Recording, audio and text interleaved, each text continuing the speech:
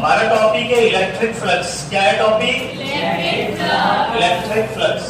Okay, देखो electric flux को हम लोग एरिया वेक्टर से समझेंगे। इसका सिंबल होता है phi electric. Okay, electric flux को हम लोग एरिया वेक्टर की मदद से समझेंगे। पहले मैं इसका डेफिनेशन लिखता हूँ। डेफिनेशन टेक्निकल है, ध्यान से समझिएगा। The number of electric field lines, electric field lines, the number of electric field lines, इसकी कंडीशन है passes through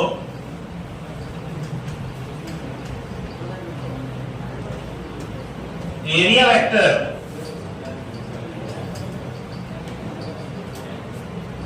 या passes in the direction of area vector,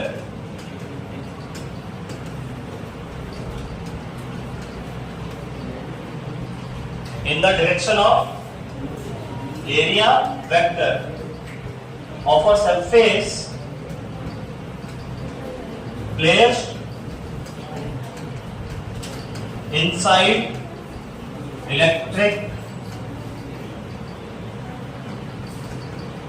field is called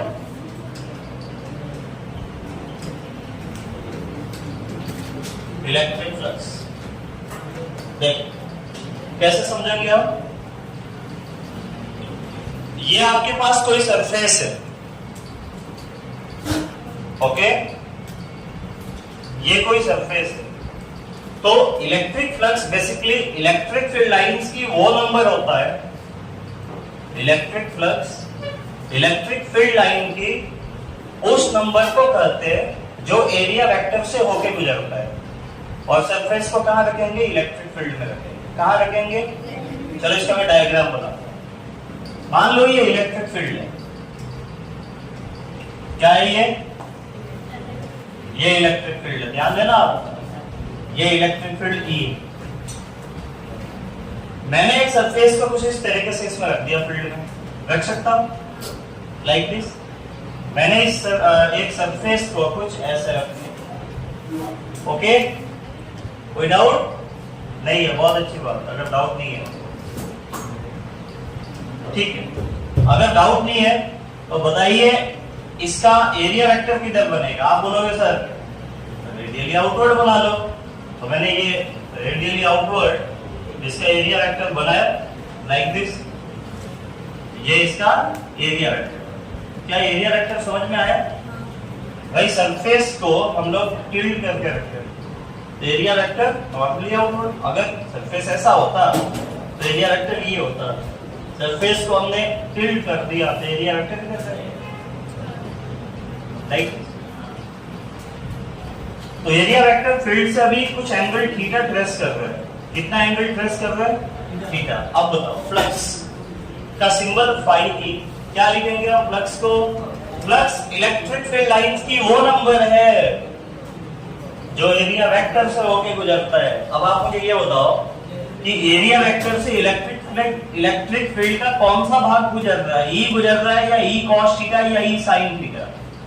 E cos theta. अगर आप component करोगे ई के, समझिएगा ध्यान से आप, ई का अगर आप कंपोनेंट करोगे तो ये ई है, तो इस डायरेक्शन में क्या आएगा?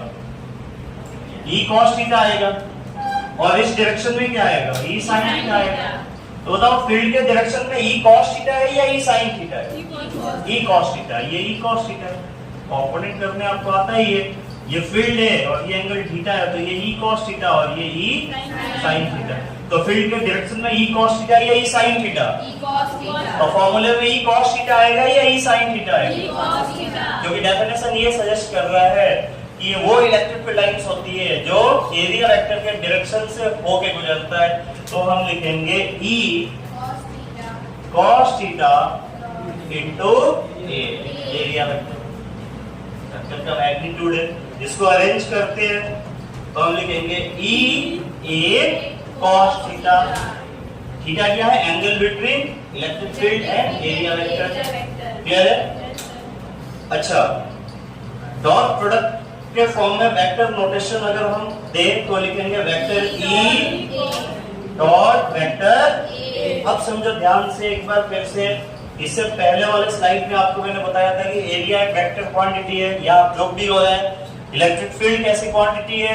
वेक्टर। एरिया कैसी क्वांटिटी है? वेक्टर। और दो वेक्टर का डॉट प्रोडक्ट क्या होगा? स्केलर। इसीलिए इलेक्ट्रिक फ्लक्स के डेफिनेशन में क्या लिखा हुआ है? The number of electric field lines. ये बेसिकली नंबर है किसका? इलेक्ट्रिक फील्ड लाइंस का। नंबर इज ऑलवेज स्केलर, तो इलेक्ट्रिक फ्लक्स हमेशा स्केलर होगा। लेकिन ये कौन सा नंबर है?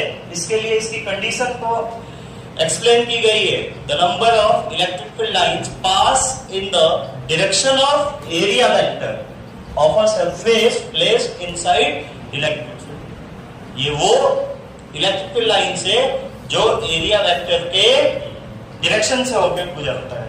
कोई दिक्कत है? सबको समझ में आया? इस स्लाइड को नोट कीजिए, इसको पॉज करिए।